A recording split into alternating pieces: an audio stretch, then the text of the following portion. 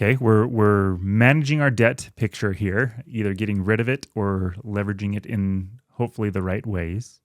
And I think we're ready to move on to Project 6, which I think is now kind of more fun. Totally.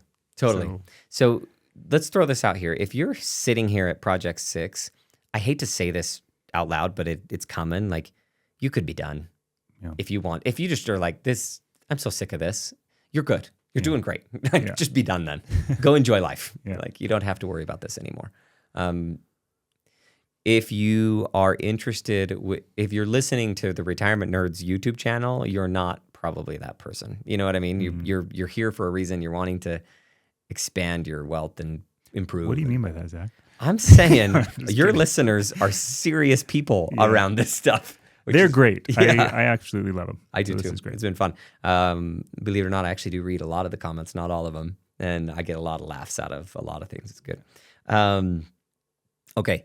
Project 6 is build non-retirement wealth. This is where the ultra wealthy become like ultra wealthy. Mm-hmm. So you can't become crazy rich putting $7,000 in an IRA every year. That's not how it happens. It happens because you build a business and you amass incredible equity within that business. Like, that's the non-retirement wealth path. Or even the more simple ones would be like brokerage accounts and just saving outside. So let's just talk about, the first thing is to just understand what non-retirement wealth means. This is accounts that are not IRAs, not 401ks, not HSAs, not any of these things we talked about where you get free money or you're maxing out different contributions. That's the other funny thing is I hear all the time, I can't save anymore because the maximum contribution to a 401k is, and they whatever their age based on 50 or over or under. Mm-hmm. You can save as much as you want. People are saving $1 million a year into brokerage portfolios. Some people who have insane money, right? But understand what non-retirement wealth is, and then understand the benefits of investing outside of IRAs and 401ks. There are so many interesting things you can do when you've invested outside of retirement accounts. So let's talk about just a brokerage account, for example. You could be pulling money from that at any age, anytime you want. You could trade within the portfolio to generate losses a little bit that would help your tax situation a little bit. It's called tax loss harvesting. You could take advantage of better tax rates, long-term capital gains rates when you do make money, or some of the dividends you can get at long-term capital gains rates if you do it right.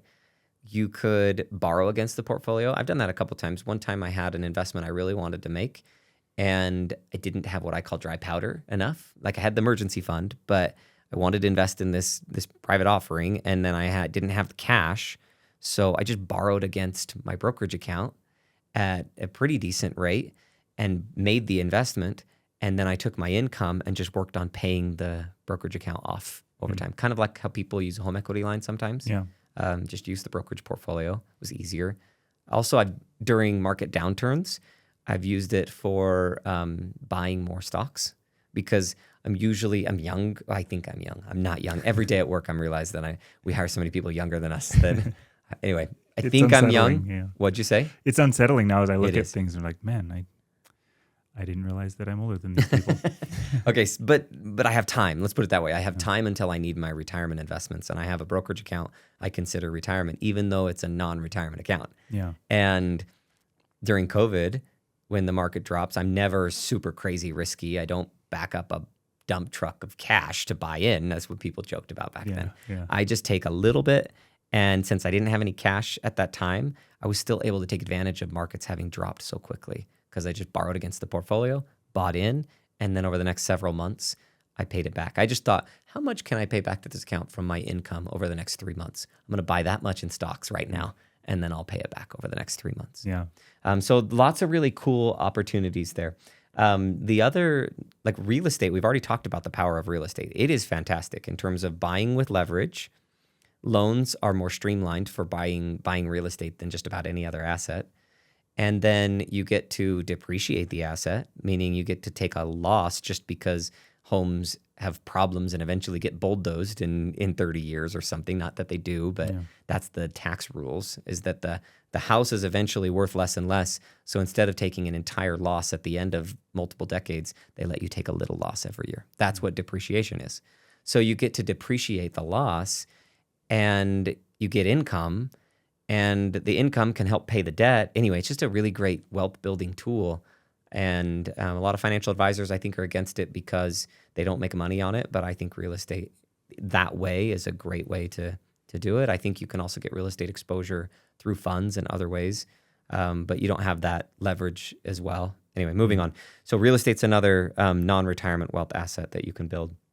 Small businesses is a big one. If you really, really want to build wealth, then you can do it by creating a business, running a business, building it so that it's worth more, systematizing processes and creating, like in our industry, the financial advisors who are doing everything themselves, their business is not worth as much as a firm that figures out how to systematize the processes and the people and bring on other advisors and create a team that will exist if the advisor passed away. Yeah. So those are some of the small business ideas.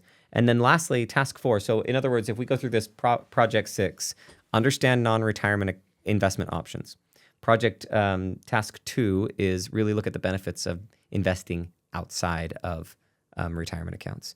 And then task 3 is you start to explore more specifically. So understanding what options are out there and then diving into, like, I really am interested in real estate. I'm really interested in non-retirement investment portfolios and stocks and bonds and things. So that's task 3.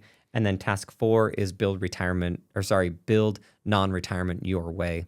So a friend of mine is an architect and his wife is a photographer, and they have been couple friends with my wife and I for many, many years, almost 2 decades. And he has a skill for understanding architecture really, really well. She has a skill for understanding lighting and portrait photography really well. They found that they could create these businesses where they could go into strip malls where the windows are placed in just the right location, and they could clear the whole thing out. And as an architect, he would design different backdrops and rooms and things where the light would come through the right way with the right colors. And she teaches photography lessons to other photographers. And then if they need a space to be able to take pictures, they rent the space off of this couple. So they took their skill set and realized that they could lease strip malls and make way more money. They hired a manager to keep track of the bookings and make a lot of money on this space without actually having to be there because that was their advantage. So that's the lesson here. In Project 6, you need to look at, where do you know about an investment opportunity that other people don't know about? Where do you understand the risks that other people are unwilling to take, and you understand them well enough that you're like, that's not really that much of a risk? And that's where you're going to find opportunity. And so then where is your talent and interests? So where you can put those things together, you'll be able to make a lot of money doing non-retirement your way. The same way that I don't know lighting like she did, and I don't know architecture like he does, I'm looking at stocks all day long. Yeah. So I like to mess around with stocks a bit. So you can see how, like, using your skill set and interest in the way that you build non-retirement wealth. Well, and it's interesting how jumping up this train and just the different mindsets of all of this, right? And I think that not you, but whoever's watching or going through this, you will grow and learn as you're moving through this train as well, right? So if you're starting at the beginning, you're like, oh, I can't even imagine something that I know to an extent where I could make a business out of it. Like that doesn't mean that you never will, right? And as you're going through not just these steps, but life, just pay attention to these opportunities, because there are going to be options for you in the future where you can take that and move it. Right.